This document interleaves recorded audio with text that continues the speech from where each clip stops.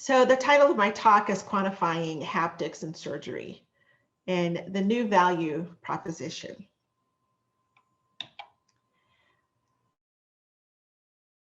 If you are curious, is what brings value to a surgeon? And I would submit to you that of all the technology we have available to us in the OR, amazing visuals, robots, laparoscopic technology, I think that at the highest level, we desire information that's in a form factor that fits our workflow, that's seamless within our workflow. In open procedures, which are still done these days, and I know everyone thinks that we'll be doing everything robotic in the next 5 years, but we've been saying that for 15 years now. We still do a fair amount of open procedure, and even within the robotic procedures, the surgeon is the information portal. We are taking information from our team, we're taking information from the patient, and we're combining that with information that's in the medical record and information of our past performances. And I would submit to you that what brings value to us now and in the future, and there's still a huge need. There's still a huge need. We go to the conferences and look at the various technologies that are available, and then we come back to our operating room and still dream of a day when we have access to information in a form factor that is seamless within this workflow, where I am looking at the patient, I'm looking at anatomy, and I have tools in my hand. To have that CT scan portrayed over the abdomen or on glasses, these are things we still dream of. These are things that I know a few are trying to use and instill in our environment, but it's not widely used yet. And these are the things we dream about. 2 categories: information about our patient, their anatomy, their disease, information that I could set up my dashboard, for what I want to see, so that I don't have to leave where I am and go look at a screen that's on the other side of the room. Workflow. So patient information that's ready and right in the proper form factor for my workflow. The other one is information that can be shared not only on my past experience, but with other colleagues in terms of the safest and most efficient approach for this disease that we're seeing. We do all of our planning and we all think we're the best, and I'm a great surgeon, but I am humble enough to know that somebody somewhere in the world does this more quickly, at least this one step, than I do. And I would love to know what that is, but we don't have the data. We don't have the metrics to know that in order to even share that information in the form factor that we desire or in an efficient manner. And that has been what continues to inspire me, if you will, to do the research that we do, where we use a variety of wearable technologies to quantify hands-on skills, not only the technical portion, but the cognitive portions. And I'll give some examples of that. And the bigger goal, a lot of folks are using these types of technologies, to track medical students and residents and see whether they're learning and what's their learning curve to competency. Our focus is the practicing clinician. And what is the learning curve to mastery? What does mastery even look like, such that we can actually have a criterion that has metrics that those who are in training or those who are at different levels of mastery can actually see. I think what's exciting for us is that the explosion of wearable technologies, whether it's sensors, motion, audiovisual technology, and I think that the more that we can get the word out to these developers and designers that surgeons are a viable group in terms of a customer for this technology, the better. I think the most common question people say, well, is this really the right customer base? Do doctors want to be tested? And I can give you the short answer. They want the data. Again, we want the information. They just don't want the information to be used against them. And so creating a framework that's similar to the airline industry and sports where, the data is used to, if you get your stats in those fields, then you get a coach. You don't get sued. You don't get, it's not punitive data, which is our current sort of culture. But that is the question from a business case. With all of these technologies, doctors don't want it, but I hope by the end of this presentation, I will help you to believe otherwise. So this brings us to our first question.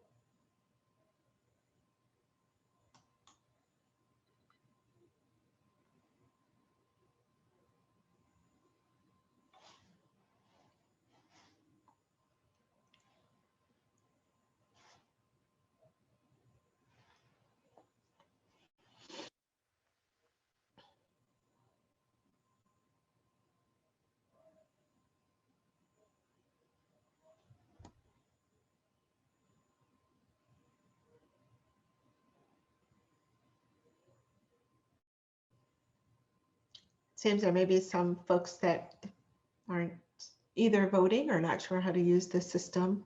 We're 1 minute in to this.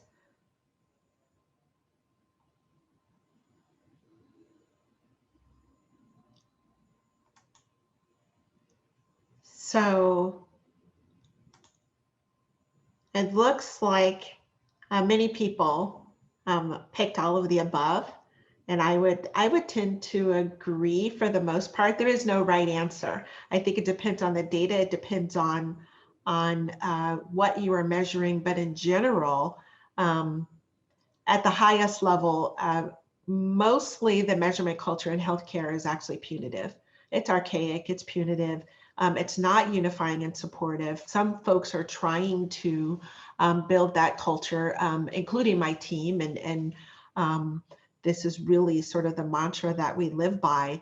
Our goal is to be able to work from a data sharing and a policy perspective to make the data unifying and supportive. But yeah, lacking in validity, we still have a lot of work to do to understand the data and what it means in terms of patient outcomes. Helpful in knowing which doctor to choose. I think that will come. I think that some of the data that we have now, we're finding in some of the studies that people are rating, bedside manner, and many times that does not relate to outcomes. And so depends on where the patient places value. But at a high level, all of these are true to a certain extent. And so thank you for participating.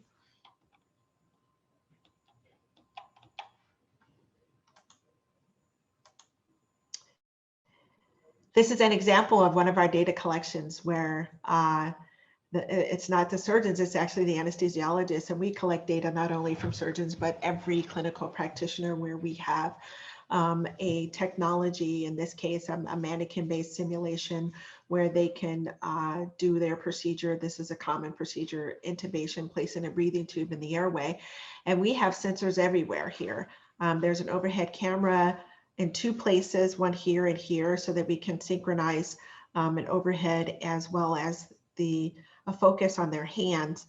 But the clinicians themselves, these are actual anesthesiologists, all of these are, and they have sensors on their hands, they have sensors on their laryngoscope, there's sensors in the airway and in the esophagus and other places within this mannequin. And this is pretty much what it looks like at every meeting we've gone to in the past 20 years. Clinicians line up, they want the data, they want the feedback, they come back the next day. Many of them are standing on this side. There's another booth over here, but they can see the computer screen in terms of the movements and actions of their colleagues here. And you see folks are video and taking pictures. And what's really, really cool is to stand here in the middle of this and listen to the conversation that they have about the world that could be for them in terms of sharing information in a uniform fashion. When I think about haptics, for me, that's just one component of the information, but it tells a lot. It tells a lot of information, not only when you're moving, what's your workflow, how efficient you are, but when you're not moving. When you're not moving, in terms of haptics, when you're in the middle of a procedure that's multi-step, that requires your hands to do something, when your hands stop touching things and stop moving, that's actually when you're taking in information and you're thinking. And then you start to realize those moments that are continuous where thought, action, information are all working together. And it is a choreography and how it works together. In our world, in my own lab, we've used a variety of sensors over the years and have partnered with a number of different engineers and also bought technology off the shelf. And what's been fun for us is to merge these two worlds together. The science of touch and then technology that helps us turn that science into metrics and looking at the different learning curves and different pathways that people take to get to where they are. With respect to the learning curve to mastery, what we know as surgeons is that a skillfully performed operation is about 75% decision making and 25% dexterity. And what does that really mean? Once you learn how to use the tools, most of what we do as surgeons relates to our decision making. Some of them are technical decisions, such as, it's not that I know, it's not, should I cut, but should I cut here? That's a decision. The dexterity is when you actually move the scissors, but should you be cutting a millimeter away from where you are or 2 centimeters or in a completely different space? Those are the moment-to-moment decisions. And that's what I call, in part, the visual haptic loop, because every action you take as a surgeon, everything you cut, everything you move, everything you dissect changes the anatomical environment, and then you're making another decision. So you see something, then you take action, a haptic action, and then the visuals change, and then that determines the next step, and there is a choreography there. And a lot of this is happening subconsciously, and it does make for a difficult information exchange because we don't really have a language for it. And so video helps in some way because you actually get to see the actions, but to really understand what's going on in the surgeon's brain is sort of the final frontier, really, and proving that there are those moments when the brain is taking in information, and that's part of the full choreography of a procedure. When I think about what technology has to offer is a new language, something that's above and beyond what we can verbalize. Again, as the information is so complex, we are listening to information, we're listening to our team, we listen to the patient, we talk about what we're going to do, we communicate that to our team, we exchange information on the podium about how we do our great surgeries and procedures, and we may share some visuals and pictures of our procedure, but I would offer to you, it's this visual part that's a different type of visual that the sensor and motion tracking technology has to offer, and I'll share some of that with you. This one is an off-the-shelf technology, motion tracking technology, magnetic, and the sensor is here, this first 1 centimeter. The rest of this is a wired system that goes back to a data acquisition unit. And what I will show you first is a video of 2 surgeons performing a microvascular anastomosis. One of them is a more junior surgeon or a novice, a fellow in training, and this one is someone who has multiple years of experience. This person makes a critical error. There are 2 things you'll see. You'll see the person has a fine trimmer. You'll also see that they make a critical error. And when you're tying a knot and you have your end tail that then you use to tie, if it's really long, if you make it really long, then you have to use more movement to get to it. So usually when you're tying, you pull the one that's not that end tail in terms of pulling the suture through. And this person does the opposite. Sometimes we do it when we're tired, but then surgeons who are more senior just don't accept inferior scenario. So we would just cut it and move forward and, a waste of suture. But I'll show you this person. This is their first knot tie. It's kind of hard to see. Someone's assisting them, and they pull on the left side, that really strong, really long tail. And now they've got this long suture tail that they have to go and reach with their dominant hand. On the right side here, you see a difference. This person, that's their suture tail right here. This other person, look how long it is. They're dealing with this really long piece of suture. It's 4 times as long. What you notice is that this person is, they're finished now with their knot, and this person's still tying, and they have a huge working volume with each of these knots. And now you look at the motion of those 2 persons, and you can see the difference. This motion diagram is color coded in terms of percent completion. And so the darker blue areas are the first suture, as you see here. This is the working volume and the movement when this for the one suture tail.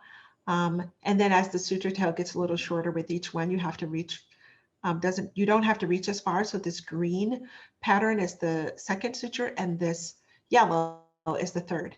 So here you can see a really big difference. Now I could verbalize this. I could say, you look like you're drinking coffee, you're kind of got a little trimmer, and wow, that suture, you didn't cut that right. And if I give that feedback, the resident can internalize that, or the fellow, but for them to really look at the difference between what they did and what someone who's more experienced did, and what just the effect of that one critical error. Now this is more of a rule-based error.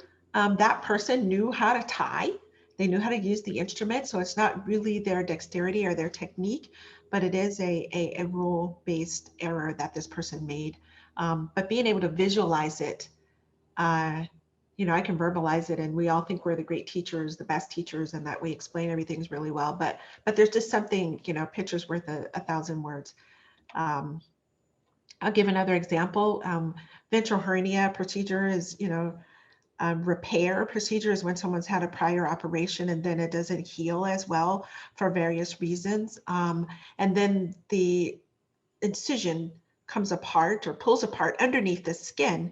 And sometimes intestines can get lodged in there or trapped. And we go into a procedure. This is a simulation of that. Where this is the hernia, this is a lap ventral hernia repair. And doing some of these experiments in a simulation environment helps us to it's a real experiment, right? We can present the exact same patient anatomy to hundreds of surgeons and look and see the variety of decisions they make. So it really is kind of a putting surgeons in sort of a mouse maze and see how they navigate. And we have all their sensors on them and videos, and so we are doing real surgeon experiments, and the simulation allows it. Obviously the goal is to translate this to their performance in the operating room. One of the things we noticed with some of the junior surgeons, and this is a study with initially when we were testing a new motion system, we wanted to see variance, so we tried it with second and third year trainees. Many of them have an issue with depth perception, and you have to be able to pull up these individual suture tails, what we call them transfascial sutures, through the abdominal wall to pull this mesh over the defect. And this is an older approach to the procedure. It's an older study. So if there's any surgeons in the room, I know they're cringing because we do this procedure very differently now. But if you look at this procedure, this is the mesh. This is the external view of the hernia, and this person has some depth perception issues here. You look closely, it looks like they're right over the suture and they're trying to grab it, but they're actually not making contact. Each one of those movements is captured, and so I can be telling a surgical resident, who all of them are very confident. I'm like, okay, you've got some depth perception issues, and they think, wow, I'm trying, I'm doing good, I'm making progress. And I'm like, well, you're actually not making really good progress. And I think, to give that type of verbal feedback versus showing someone also in a sim environment, that it's better for you to get to a certain level of instrument autonomy, taking care of, this is a dexterity issue here, and perception and depth. Training them to a certain level of instrument autonomy before they go into the OR, then it's actually less stressful for them.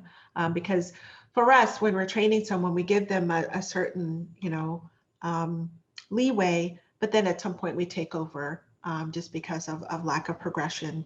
And, nothing can feel more worse for someone when they don't fully understand uh, um, our perception of their lack of progress. This is an example where we looked at we graded all of their hernia repairs, and we wanted to look at the difference in the motion of those who were the top performers in this group compared to those who were the bottom performers and didn't score as well. This is every movement that this person made in this laparoscopic hernia repair. Imagine that this whole area is where the patient is. This is the Mayo stand where all the instruments are, and the surgeon is standing here, and their movement back and forth to the hernia site, but also to the Mayo stand, and that gives you some perspective. This is a person who didn't perform as well, and you can see they spent a lot of time going back and forth to the Mayo stand, switching out instruments here. Immediately, you can see the difference. And so it's one thing for me to say to a student or a resident who has no idea what how their colleagues perform, you're not performing the level of your classmates and you tend to switch out instruments more than they do. I can say that, but it's not quantitative enough for them, immediately they can look at the difference here and say, wow, versus me using words, and then, my words are my words, and then another faculty may say it a different way, but the data is always the same. And that is why I say this gives us an opportunity for a new language. The other thing you notice is that this person has this whole other area of activity that doesn't even show up here. They made one of their incisions for their port sites too large, and their port kept coming out. Hence, they had to stop and, put their instruments down, go back, and then they actually had to spend time suturing the port site smaller such that they could do the procedure, but obviously they ran out of time and they weren't able to do a great repair. We've done other types of studies with simulation-based assessments combined with the motion tracking technology. And this was one where we built a simulation where there's a tumor in the pelvis. We call the bleeding pelvic tumor simulator, but we didn't tell the participants. We wanted to understand their reaction time or their idle time, what we call it. What was the time that it took for them to make a decision on how to stop the bleeding? And it didn't matter how they dissected and how good they were, you were going to get into torrential bleeding. And we really wanted to see the reaction time. Most commonly, strategy number one, they undocked their instruments and then asked for a different tool in the robot and then started suturing. And those persons lost a lot more blood. Those who actually had whatever instrument that was already in and grabbed the vein and then switched out another instrument and had more control approach, they had less bleeding, they were more successful. You can sort of see how some of them handled the bleeding, different use of instruments. So this person grabbed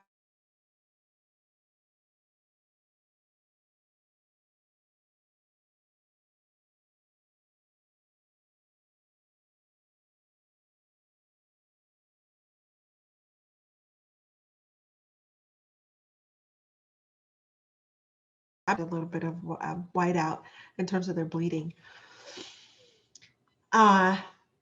Here's question number 2. Considering current technology trends, robots will replace surgeons in how many years? Or maybe not a full replacement.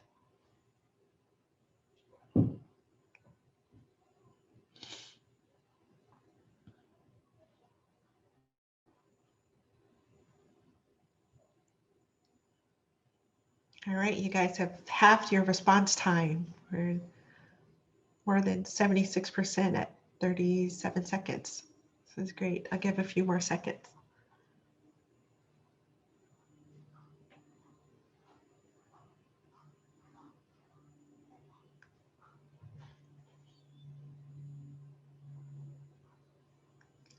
All All right, I think we have a clear answer. I'm actually pretty shocked, and maybe I spend too much time with engineers. I work with a bunch of people who remind me every day that they're going to replace me with a robot in the operating room, and I love it. I'm like, that's fantastic, because by the time you figure out what I do in the OR and what all surgeons do, and you replace us with robots, that means we will have actually a really, really ridiculously cool job because, yeah, the information that you need to understand how to program a robot to deal with the human body. I'm not even making it seem like our surgeons are great. We are, but the human body is greater than we are. And it's just amazing. And the level of complexity and inconsistencies and all of those things makes it such that the work that we will need to do to have robots even partner with us in the OR is still a significant amount of work to do.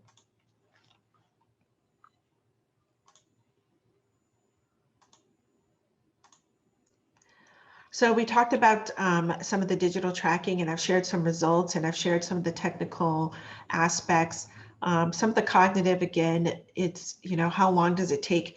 Even that one idle time is definitely something that helps us understand the full choreography. When there's movement, when there's not movement, when there's slower movement, we started to learn that if we looked at the motion tracking, not only in terms of percent completion, but in terms of velocity and color coded according to velocity, it turns out that the slower velocity portions of an operation are where the most important aspects of the procedure are taking place, and there's more cognitive decisions taking place. I'll give one example of a project that we did in terms of looking at mastery at a high level.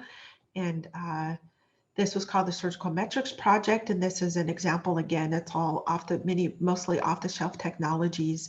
Not all are prime time for the real OR yet, except the EEG sensor. I've worn this several times in the operating room. Obviously, a lot of variety of video glasses that surgeons have worn in the OR, and many of them also collect audio data. The motion tracking technology is not quite ready for prime time, and that it's tethered. And that can be a new nuisance for us. We do have the headlamp that are tethered, and we need assistance with the nurses, for us to be able to move around. But obviously wanting to get all of this stuff miniaturized and wireless, and that would really help. What was fun for us was this was a opportunity with one of the largest surgical organizations in the country. Surgeons, over 80,000 surgeons are part of this organization. And this was the first time that we launched this many wearables in one setting. And it was pretty interesting. We had the surgeons come to the booth to run a piece of bowel, look through a piece of bowel trying to find injuries. And as you see here, one of them was larger, the other one was smaller, and a number of people did miss the smaller injury. And we, did a leak test afterwards. We also put EEG on them. They completed a background survey, got the EEG sensor, then did a baseline cognitive assessment, which was audio-based and standardized according to some of the neuroscience and behavioral and cognitive assessment. Then they went over to their simulated OR table and got the other motion tracking and other technologies placed, and then they repaired the bowel. We had over 255 surgeons. We focus attendings, meaning practicing surgeons. We only let the residents participate when there was an open space and there wasn't a line of people waiting. And sorry for the gory pictures. This is a piece of pig guts that someone sewed, and you can see, you can actually do a pretty good repair of pig intestines. What was interesting here is that every decision along the way had a difference in the leak rate.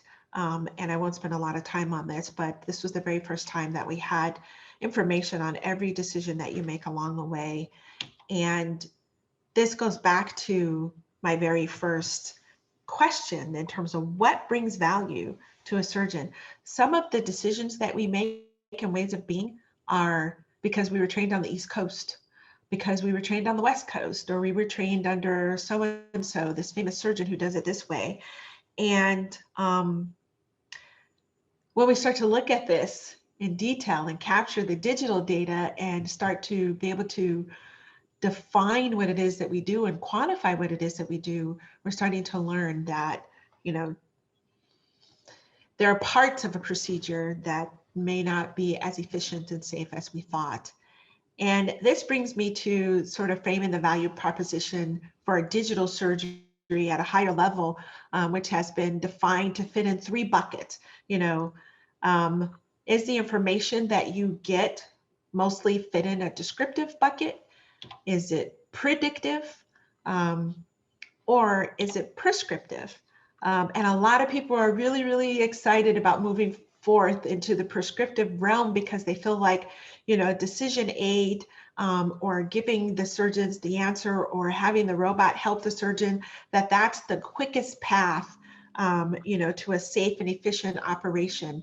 I think being a surgeon, for me, I think the answer remains to be seen, but I would tell those of you who are in this space in terms of working with technology and wanting to get into the operating room, that I would not shy away from descriptive, because right now, as I mentioned to you, we do not have information, easy access to information that fits our workflow and in the right form factor. And just having an information about, you know, how 100 surgeons did it, and if I'm down this path, you know, what are the pros and cons of doing it that way? Just having that information would be extremely valuable.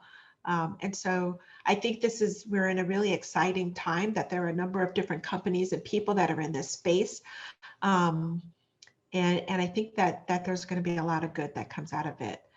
Interestingly enough, it turns out just one little thing that we never paid attention to. I learned this when I was in my training. Sorry again for those of you who don't want to look at intestines. But this is, you know, someone who's doing a bowel repair, and there was an opening here and they're sewing it closed. And we've always learned to put what we call anchoring sutures. Well, in that study of 255 people, some of them didn't do it because they just think that their new technique or their way of doing it or the way that we're training was better. And it turned out that 50% of people who did not do anchoring sutures, 50% of them leaked. And so it turns out that this thing that may be, you know, regional, actually is important. When we look at mastery in a bowel repair, not only is it the decisions, we do know that some of the motions do matter, and we can pick out those surgeons who, what we learned just in short, and this is hot off the press, we haven't published it yet, if you are taking a risky path in terms of your decisions where the leak rate tends to be higher, not 100%, but it's higher, it does turn out that even after you have reached a certain level of instrument autonomy, that being really, really smooth and efficient in terms of your execution and your haptic execution does help you, even if you're skating on a risky path of decisions. But it's better to just make the best decisions up front. Anyway, I'll just move through this. There was a big difference in terms of those who leaked and didn't leak, in terms of those who were slow and fast. It just turns out that those who didn't leak spend more time. They put in more suture. And that's really a technical decision. And you can see that in their path length compared to those who leaked.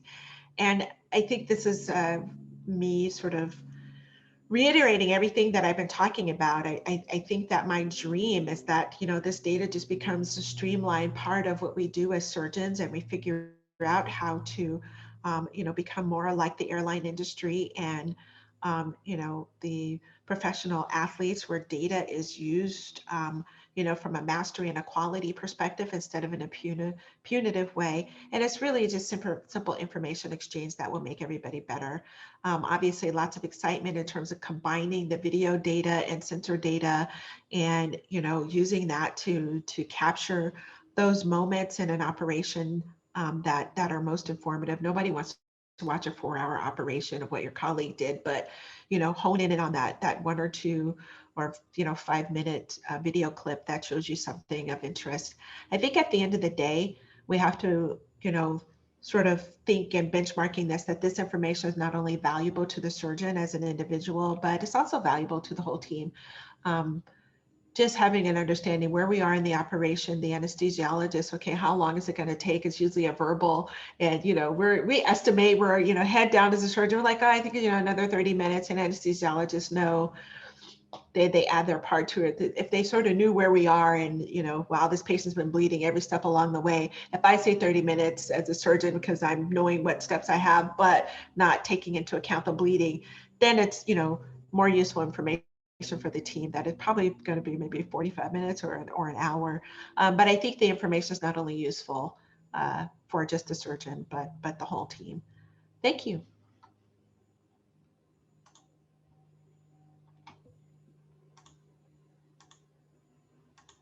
Thank you, Carla. All right, I think we can get some questions started then.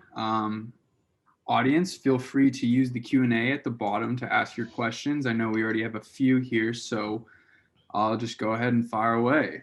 A couple of them are pretty long, so just bear with me. All right, one of them says, doesn't robotic surgery help with the issues of depth perception and data analytics? As I understand it, Da Vinci's can track all movements of arms. Also, the new IRIS, or IRIS, brings the ability to include radiology data into the field of vision. Can you please comment on how robotic surgery mitigates a lot of these challenges or falls short?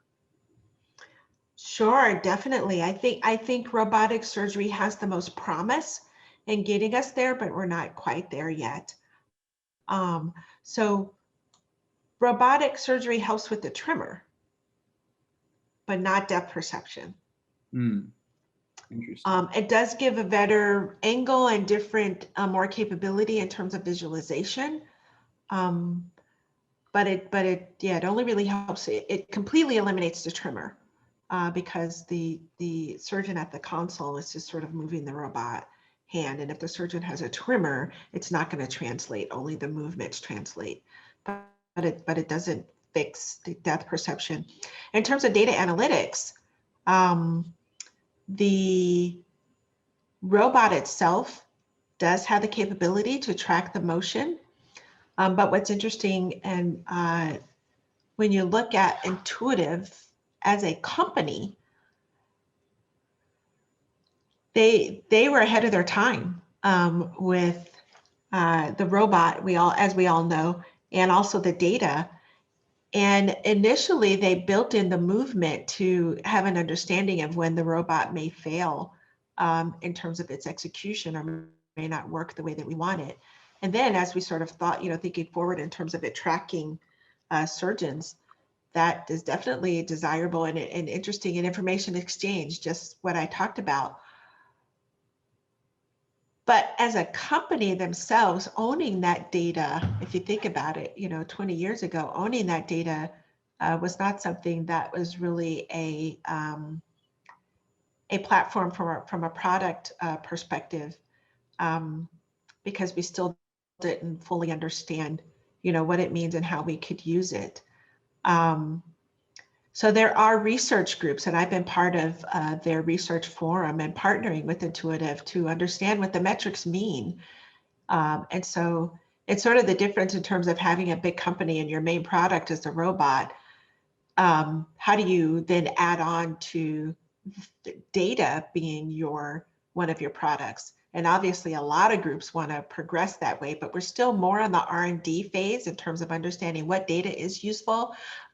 Surgeons don't want raw data. I mean, I could show my beautiful motion diagrams to a surgeon in the middle of an operation, but it's a matter of parsing down that information such that it's efficient and fits the form factor.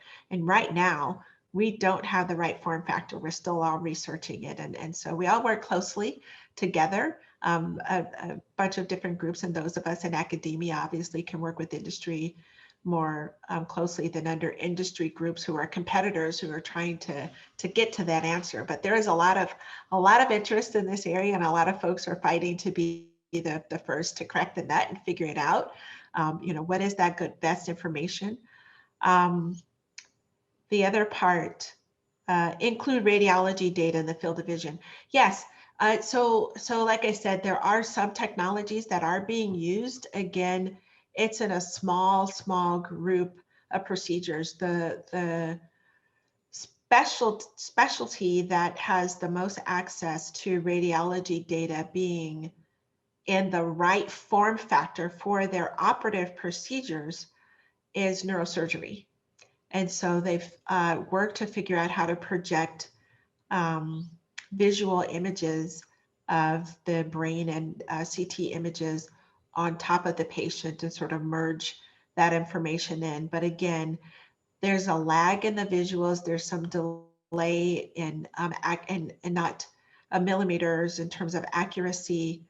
And so it's still not widely used in the majority of surgeries we do today, you know, for cancer surgeries in the abdomen or other procedures, but interventional radiology as well as neurosurgery has a little more access, but there's still a lot of work to do. Thank you for that question. Yeah, thank you for that answer. That was awesome.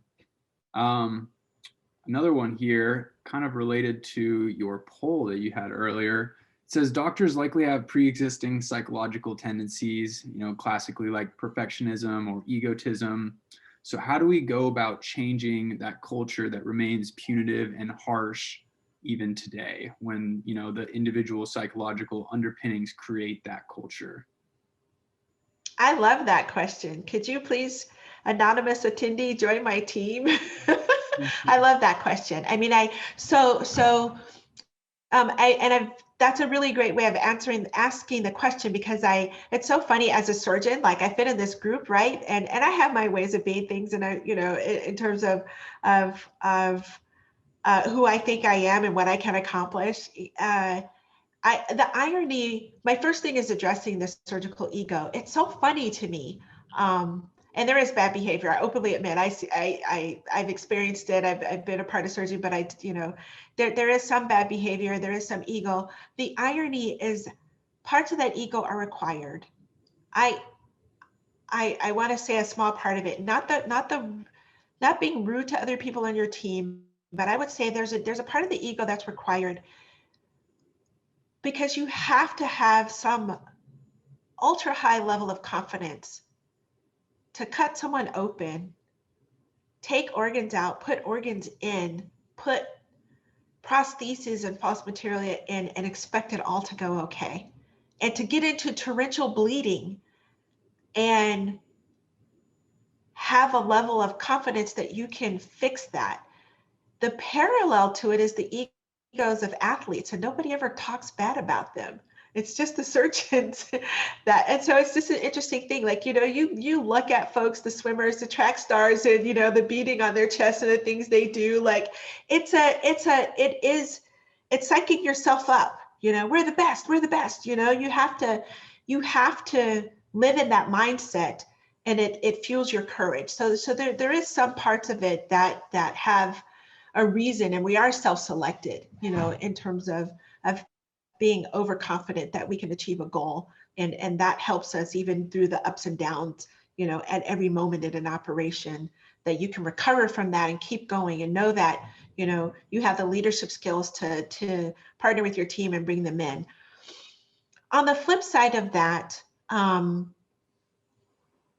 when I talk about, and that is more a conversation, and the answer, that part of the answer is more at the level of the individual surgeon.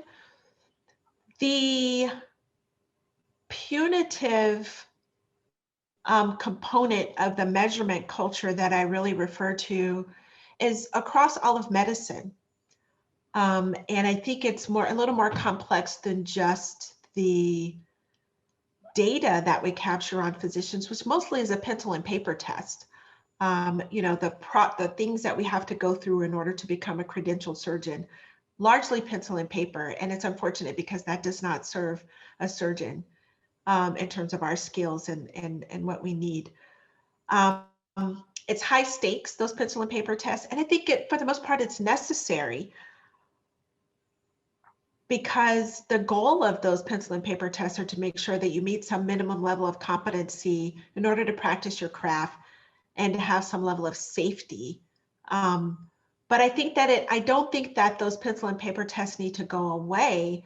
I think that it needs to be balanced with information that we share amongst ourselves. I mean, if you look at the Olympics and ice skating competition, for example, I mean, the coaches have shared videos of, you know, your ice skating choreography, and then you focus and hone in on that one thing that you don't do well and you practice it over and over again. Well, the lawyers in the hospital don't want us collecting videos because they're discoverable and can be used against us, you know, from a legal perspective. And so we don't have that same ability to build in um, information exchange and sharing similar to other professions. We don't have that. You know, I mean, can you imagine being able to sue a basketball player because that was your team and they missed a free throw? Like, you know, I mean, if we turned it punitive in terms of what they did, you would see it would sort of change the industry. Like, you no longer would, you know, get to see them practicing or do other. I mean, it would be a hot mess, really, if we sort of picked off individual persons for not performing and it was punitive. No. I mean, I'm old enough to remember when Shaq had a free throw coach. He hated the coach, but he did get some pointers and didn't like what the coach had to say about it. But I mean, he didn't get, his fans didn't go anywhere. He got a coach. I mean, it wasn't punitive at the level that it happens with us in healthcare. And I think that hurts us because we don't capture information and we don't share tips and tricks amongst the masters on how to do it. So we live in this lower information exchange because we want to fly under the radar and we don't want to have data sitting place that an attorney can use against us. And I think that actually hurts the profession, right? So I think that some of it is culture. If you're not good enough, get out, you know, and we do need to change that. But I think that the world and the conversation on the surgeon side is changing.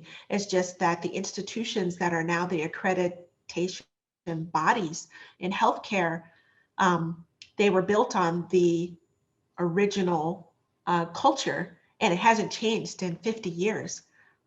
So there's new thought coming in and we're working on it, but I think that that's where the work has to happen in the institutions that are put in place for credentialing in healthcare. We need to have the new industries partner with them and show what types of data we can capture and what types of data could be used. And then we also have to, you know, work on the legal aspects to make sure that the data is not discoverable if it's training and quality data. So there's some work to do in that space. Thanks for the question. It's a great question. Awesome. Thank you so much. All right, moving down the list here. It says, what procedures are more amenable to robotics?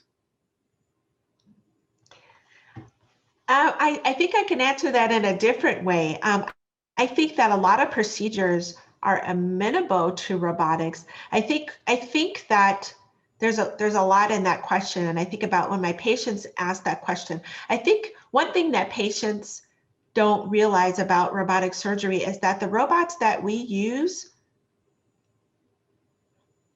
the robots don't move independent of the surgeon. So the surgeon is telling and moving the robot itself. It's not an independent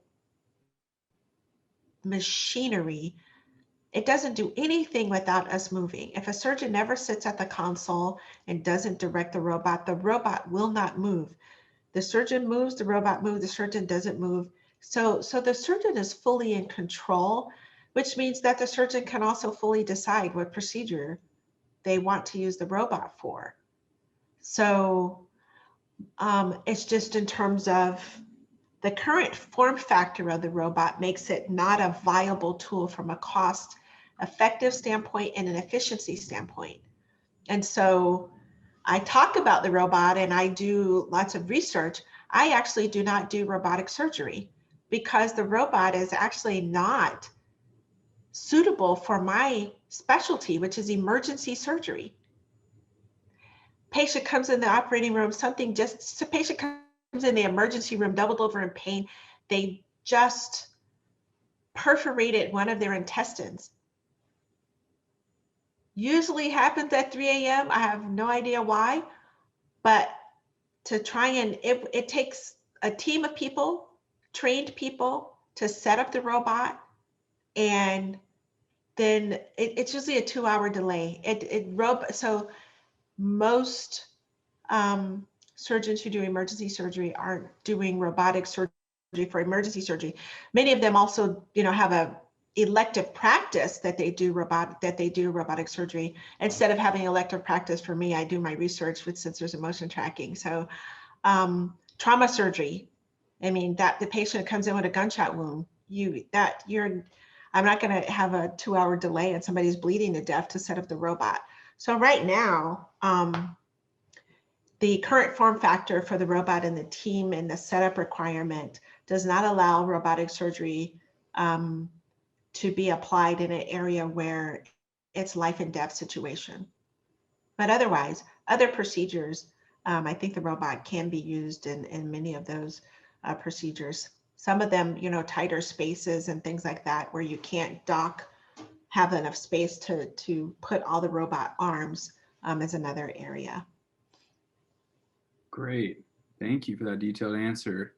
Another question here. It says, I had 2 colonoscopies without anesthesia, partly because I wanted the doctor to have sensory feedback. What do you think of this strategy as a sort of stopgap measure?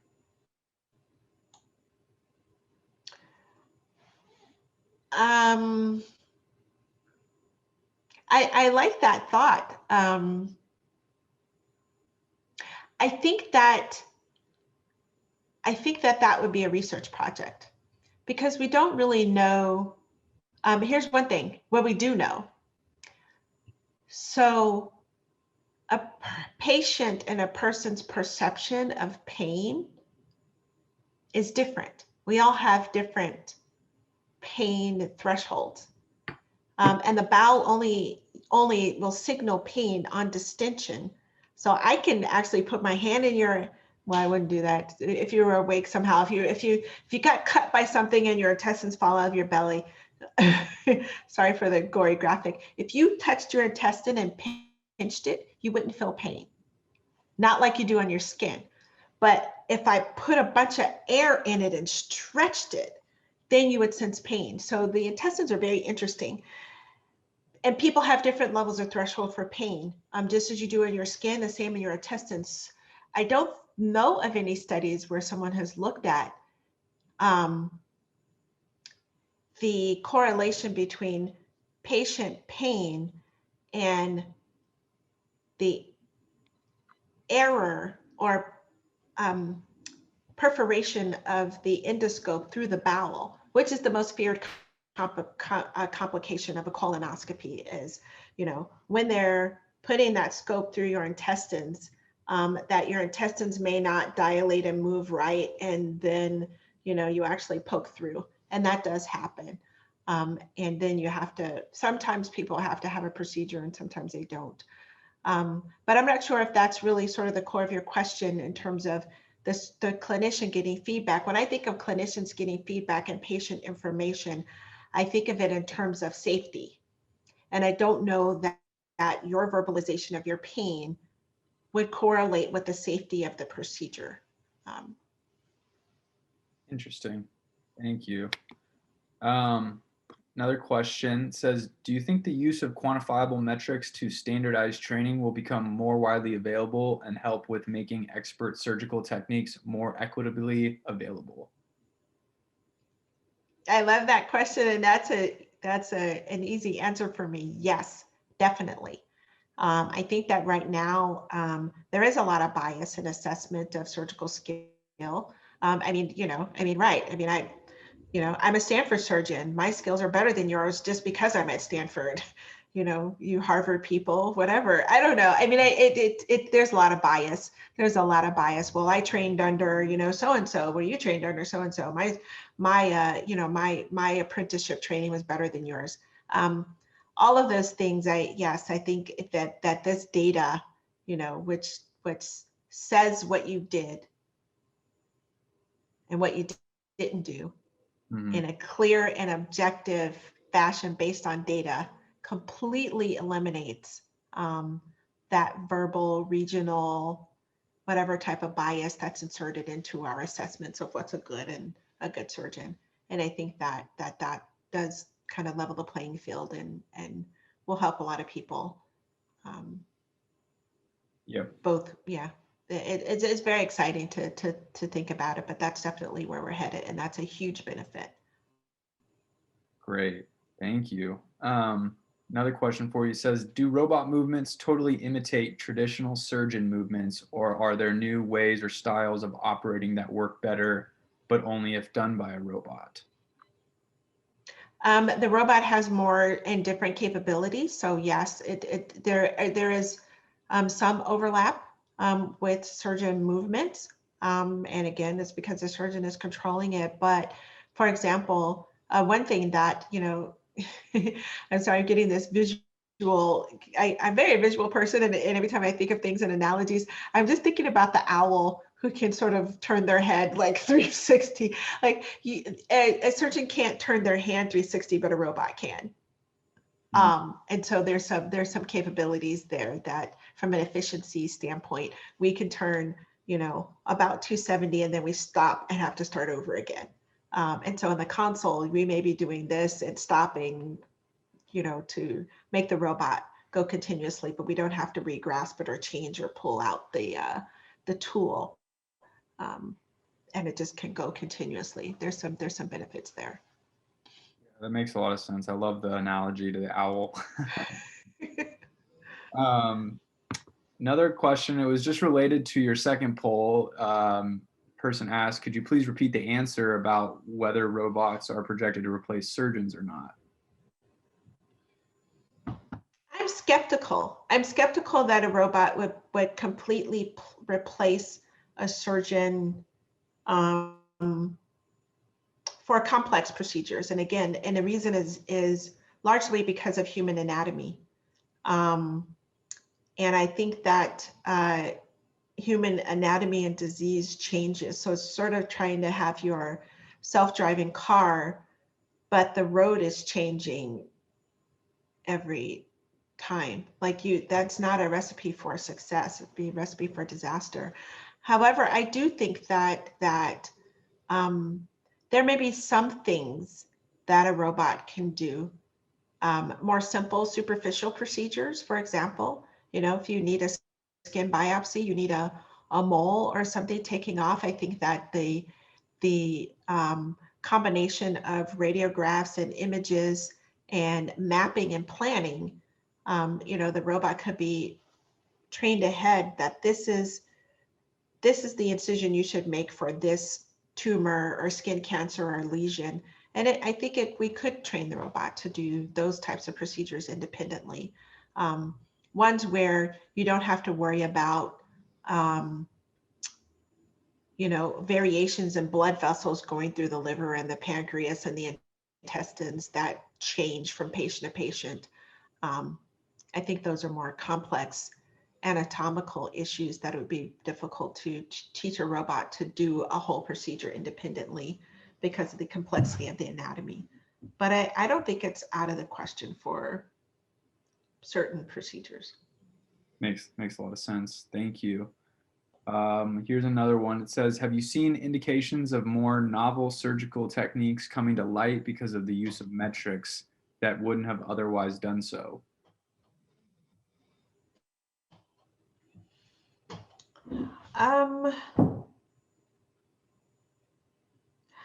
I think it's more on the other side. It's not the new novel procedures usually relate to access to anatomy. Like, how do you get to the disease thing? Are you going to make an incision? Are you going to put a port in? Are you going to do a robot? I think novel procedures come from innovations that relate to access and visualization. I think at its core, surgery is a very visual sport and a hands-on sport. When I think about the metrics and the data we have, it's more capturing data from what the surgeon does. I think that what we may find is that some of the procedures that we do, we don't have to do an extensive dissection as we originally thought, but more of the metrics are on the side of, would be on the side of, what is it that surgeons are really doing when they're saying they're resecting this tumor? What are their strategies and which ones have the best outcomes? And if we find that, you know, doing it with this level of dissection gives the best outcomes, then that does change our approach to that surgery. And as I'm saying that, that did happen with rectal cancers, tumors that are low in the pelvis, in the rectum, which the rectum is only about 12 to 18 centimeters long, tumors that are low and within the bony pelvis. So that's restrictive as opposed to tumors of your stomach or your intestines, and you just have a big space in the abdomen and you can pull them out. If it's in the rectum and the pelvis, you only have a small space. And what people found is that there's a wide variation in the radius of the amount of tissue that people are taking out around the rectum where the lymph nodes and other arteries are. And once we gathered data, that data was captured. It wasn't digital. Well, it was digital in terms of digital images. One pathologist looked at thousands of them. The differences, they noted, like, some of these specimens I get from some surgeons look this way all the time and others look like this. That has to make a difference in terms of the patient's long-term survival. And it turns out that that pathologist taking all of those pictures and then digitizing them and then overlapping them and looking at the difference was able to show that there is a difference in patient survival based on the specimen. And that then put standards around how we should do that procedure. Interesting. Thank you.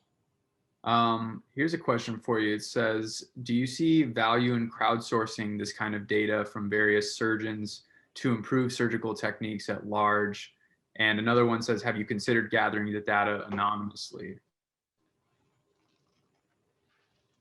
Yes, and yes to both of them. There's a company called CSATS, capital C and dash SATS.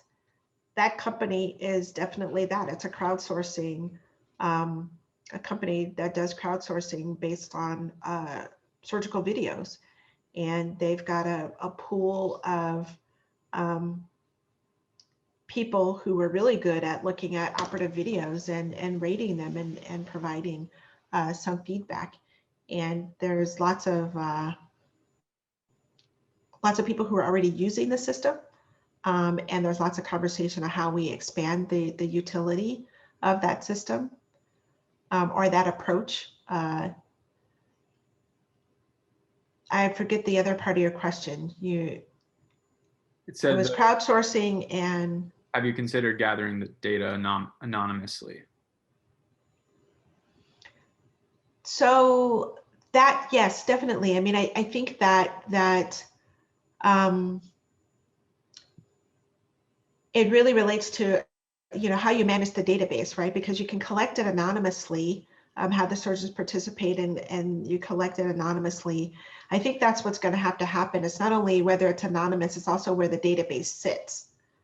And so if we take the data out of the hospitals and put it, you know, within a quality organization, you know, such that the American College of Surgeons that partnered with us on that one project where we put all those sensors on the surgeons in the exhibit hall, they're an advocacy organization for surgeons in this country.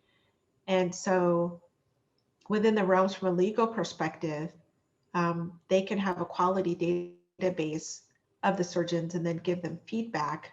And that would be the tricky part. The surgeon wears the wearables, the data goes to the American College of Surgeons and not within the hospital or the EHR, because at that point, then it's discoverable. But if it goes to the American College of Surgeons and is pooled anonymously, then that makes it a little more protected from a legal perspective. But you know, that would be starting a whole new division within the American College of Surgeons. And a lot of people are talking about doing that. So coming soon at a theater near you. I'm really excited, and that's actually my dream. That the college would be the organization that captures this data and saves the day for us to be able to share information among surgeons.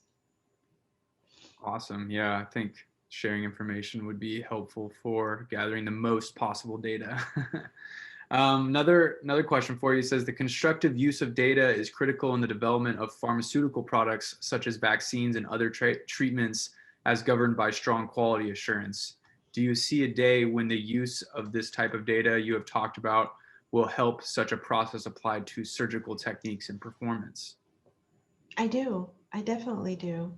I think that I mean, that is my dream, and I'm in it for the long haul. It's going to take, because there's already mega institutions, organizations, and infrastructure in place that have already defined what data is important. We're sort of in the infancy stage. People get it, and that's really, really exciting. There are a lot of folks that want to partner with us, and there are a lot of new companies, the digital surgery companies. Mainly, they focus on video data, but there are a few startup companies and that are forging a path to partner with hospitals, and they're already starting to capture some of this data. I do believe that we will figure this out and we will get it right, and it will become part of everyday use. And I think it will ultimately, we're having the conversation, and the first knee-jerk reaction is to focus on, testing surgeons. And then, the work that needs to be done to protect the data such that it's not discoverable. But we will get beyond this part and focus on the part that's really fun and exciting, and that this data actually will help the patients. Because when I'm operating on you, every move that I make relates to your anatomy and your disease process. And so we'll now be able to do research studies that relate to specific disease presentation, like in ways that we've never been able to do before. Right now we use, a patient's CT scan and some type of grading of the size of their tumor and the level of their tumor and all of these types of things, different variables in the electronic medical record that go into the studies, the outcome studies of disease and survival. But we don't have the surgical data, which is just amazing to me. We still dictate. The only data they have from our operation is a dictation, and that is heavily processed information. I operate for 4 hours, and then I dictate 3 paragraphs of that amazing, incredibly dense visual cellular experience, and I boil it down to 3 paragraphs. You can't do research, at a high level with that to understand a disease process. So I think it will add a whole new realm in terms of our understanding about the human body, and when we make manipulations, surgical manipulations to the anatomy, how it affects patient outcomes. So that's the next step. Awesome. Another quick question for you. It says, has data been collected only in the US so far? Or has it been? No. I mean, by my team, we've only, well, let me see. That's not true, actually. My current team with the technology that I showed you, we have not traveled outside of the US with that suite of wearable technologies. I have traveled outside of the US with some of the early sensor technology that I've been using. And we are also in mostly Portugal, Australia, lots of work in London, presented some of our work in Germany at a conference in Berlin, and brought some of the technology there and used it.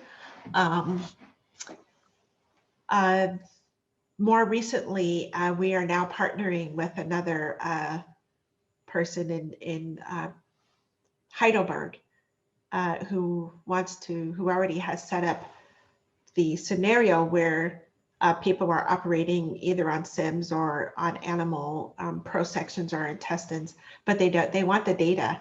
And so we're writing a grant with them, and we're going to partner with them and help them to collect this data. So there's definitely lots of international interest. There's another group as well who is using video and AI. The company it's a startup company that came out of a university, AIS. I just learned about them a couple of weeks ago, so I'm still looking through the work that they have, but they're really good. So there's pockets of people who are doing this. The other one you may want to look up, there's one thing I definitely remember, look up surgical data science. So that's an international group that looks at a variety of technologies and ways of digitizing and quantifying what we do in the operating room. But they're more on the AI side and the data analytics side, but that's a highly international group. Yeah, makes sense. There's actually a question that kind of builds off that. It says, are the US standards of surgery followed overseas? Are you aware of which areas or countries of the world are more reliable, or is there any generalization that can be made? The standards are not followed 100%. I think that everyone's looking to see what's the best standards, I'll add a little sector to that because otherwise I won't be able to get it out of my head. I think that's one of those assessment types of questions, you know, in terms of the assumption, you know, that surgeons in the US are all uniformly better than surgeons elsewhere. Not 100% true. And a lot of the surgeons here that go to other countries on global surgery expeditions, they come away a little more holistic in that they've learned something too.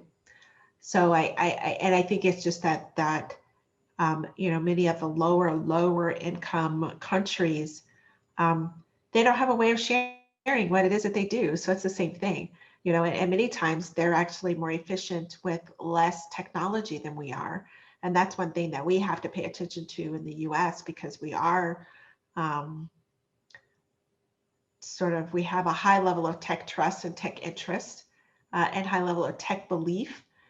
But it doesn't always pan out in terms of outcomes for us. And you can see the amount of money that we spend on technology globally. There are a lot of, if you look at, I think you can find a lot of the graphs. There are a number of studies that were done, and they have these beautiful outcome to healthcare cost ratios per country. And the US has the highest healthcare costs because of all the technology we use, but our outcomes aren't always as better than other countries. Mm-hmm. So I think that there are a number of different groups. So you can look up the Royal Australasian College of Surgeons, RACS. There are a lot of partnerships with similar to the group I talked about, the American College of Surgeons. There's a Royal Australasian College of Surgeons, and there are other countries that have a College of Surgeons. And these are these overarching, you know, institutions that play the role of looking at the quality of surgical care and delivery. And we do partner together and share ideas and share metrics and share, you know, patient outcomes data and, you know, operative approaches. And so that umbrella and that infrastructure to share information is there. But again, you know, we've got a long ways to get the information and the form factor that we need in the operating room so that then we can really share it. Mm-hmm. Great. I did have a very quick one. You don't have to spend a lot of time. One of the audience members asked, can you please repeat the name of the International Surgery Metrics website, just in case anybody else didn't quite get that? Surgical Data Science. Awesome. Okay. Just wanted to make sure everyone, I know you're bringing up all these great points, and they're probably wanting to research all of this after. So just want to make sure. Okay, here's a little bit more of a personal question. It says, what motivates you personally to do the type of research you have described? My first motivation came from my own training, as a surgeon. I played sports when I was in high school, so I had all these dreams, about what data I was going to get, my performance as a surgeon, and I was so disappointed. I trained under amazing people, but I just found myself frustrated, trying to prepare for an operation and reading textbooks. I'm also dating myself. There was no Google when I was a surgical resident. I couldn't look up instruments. I was confined to the textbooks, that we had in the library. And I was sort of frustrated. I still am, it's information access. That's sort of the bane of my existence. Trying to get more information in the form factor that I want it when I want it, and very quickly. Can I just snap my finger and it shows up on the screen? Even now, when I'm searching Google, I'm like not short of 4-letter words. I'm like, like that's not what I'm looking for. Can you, so it's still pretty frustrating. We have come a little bit of a long way, but now we just have more access to information that's not useful. Mm-hmm. That's what I want to change. What motivates me is getting feedback from my colleagues that they're really excited about it. My team at every institution. So my first faculty position was at Northwestern. I had a team of engineers very beginning that work with me. They love the work, and it's exciting, even though we're kind of like this zebra and this off-beaten path, in the very beginning. At Wisconsin, again, the team members that I had and my colleagues who were really excited about the work. And we've had a lot of kind of high level accolades. That helps as well. That really helps my team, and it helps me to recruit really, really cool people to my lab to see, oh, wow, I saw your TED Talk, or I listened to your interview on NPR. Oh, wow, they wrote an article about your stuff in New York Times. Those things really help recruit people. For me, I'm like, okay, great. The New York Times, I have no idea what they're saying when they write about my work, but if it brings cool people to come work with me, yes, I'll take it. Many times when they come to you, just so you know, they already have the story that they want to tell, and then they interview you, and then they just put in sound bites out of context so that they could still tell whatever story. Some of them are really, really good. I'm not going to just pounce on the media. I've had really, really great interviews, and I've had some that are like, oh my God, is that their interpretation of what I said? Great. But, you kind of take it in stride, like the movie stars. Any press is good press, and it's kind of worked out that way, that people kind of learn about who we are and look us up and, want to partner with us. Still a lot of work to do in terms of recruiting, but those are the kind of things that motivate me, our team and people, and really cool new technology. If anyone wants to send me some new sensor or some link to a sensor they're developing, I would totally fall in love with you instantly until the sensor doesn't work. I'm teasing. That was awesome. Thank you. You're so animated and so fun to listen to. Another question related to that a little bit. It says, what was the path to transfer your interest or specialty from trauma surgery to haptics?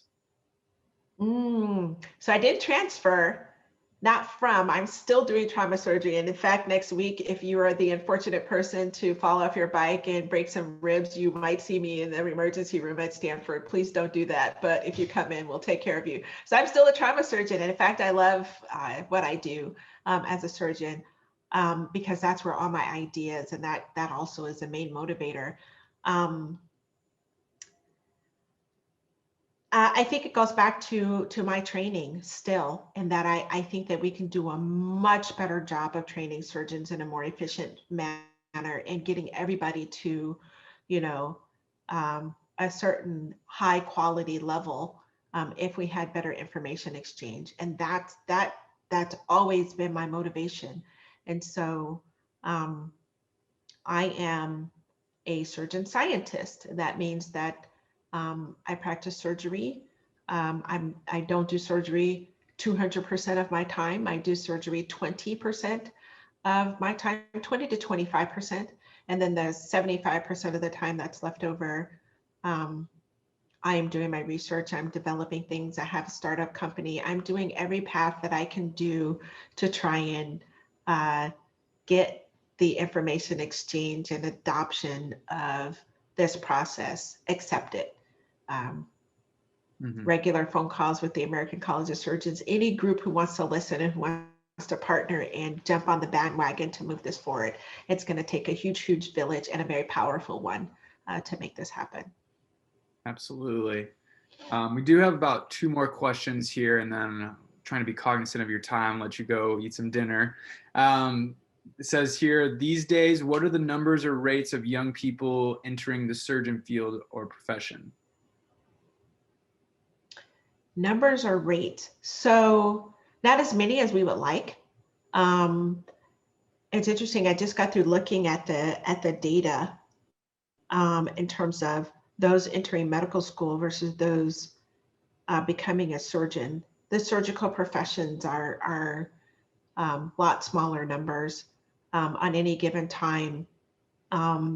Based on the last data that I looked at, we graduate, I believe, anywhere between 1,000 and 1,500 new surgeons a year.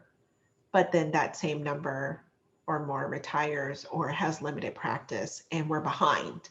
There are some communities, rural communities that only have one surgeon. Interesting. And so there's still a surgeon shortage, even with the numbers that we graduate every year. Wow. So anyone who wants to be a surgeon, please sign up. It's an amazing job, really enjoyable. So great. And looks like we'll end on this one. It says, can verbal commands from surgeon to robot be used to augment the physical controls as a form of simultaneous multi-channel control? yes. It's so funny. I don't know if you could find it online because this was military, but look up Penelope. Look up Penelope robotic scrub nurse. If you type that in Google, maybe you'll find it. I haven't looked it up in years, but Penelope was a project that started within that came through the government system. That's where I learned about it, the Telemedicine and Advanced Technology Research Center at Fort Detrick. And I believe a surgeon designed it in collaboration with an engineering team. Zeus, I believe that was the name. When I was in my training, there was one surgeon, there was one robot that held the camera in laparoscopic surgery. And, we would say, Zeus, pan left, Zeus, pan right. And it's so funny. I'm not really sure why it never caught on and stayed into play. I think it may have been a space issue because you had to dock the robot on the side of the table. And, but I'm not really sure. I was a junior resident when I had experience with it, and not every hospital adopted that technology. And I haven't seen one of those in years. So I don't really know what happened, why that didn't take off. But I think many times when things fail in surgery, it's form factor, like I said. Mm-hmm. Does it fit within our workflow? Not only where we're looking at ergonomics and communication and visual, but our space around the table, which it's kind of prime property. And if it's taken up by a robot, then you kind of have to weigh the balance of, okay, having this thing automatically move the camera versus having a medical student move the camera but also hold something else. I don't, there's these balancing things and value added that determine which technologies fare well in the operating room. Very interesting. Well, I think that's it. I think we'll wrap up here then. Thank you everyone for tuning in tonight. And thank you, Carla, so much for taking this time to speak with us tonight. I know for me personally, this topic was super interesting to learn all about the innovation in medical technology. And I know based on all of our questions, our attendees also found it fascinating as well. Audience members, our next Café will be coming up in March, so be on the lookout for the registration link in the follow-up email. And with that, have a great rest of your Thursday evening, and I look forward to seeing you all next month. Great. Thanks, everybody. I really enjoyed it. Right. Have a great evening.